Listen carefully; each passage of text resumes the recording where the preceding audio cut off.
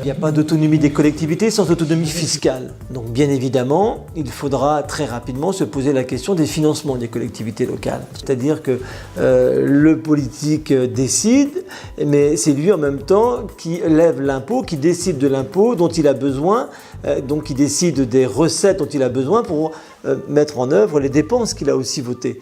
Donc c'est vrai qu'aujourd'hui, ce n'est pas le cas. Alors, économie de moyens sans doute. Bon, en même temps, on peut remettre en cause une décentralisation qui décentralise des compétences, mais pas de moyens.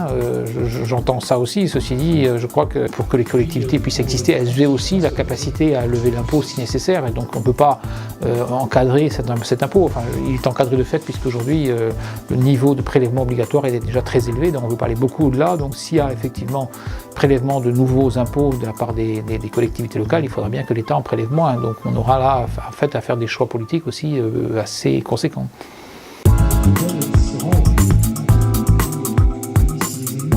On trouve que c'est très dur pour les petites communes de s'adapter à ce rythme scolaire. Il faudra trouver de l'occupation, il faudra aussi trouver de la disponibilité dans le personnel, ce qui n'est pas évident, comme je disais, dans une petite commune où c'est vrai, il faudra peut-être embaucher.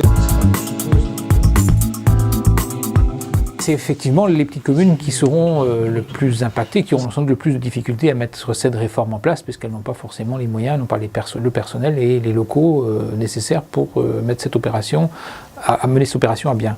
Donc je crois qu'il faut vraiment que les petites communes se tournent aussi vers les communautés de communes, qu'il y ait une réflexion de territoire, qu'il y ait une mutualisation des moyens, c'est absolument indispensable.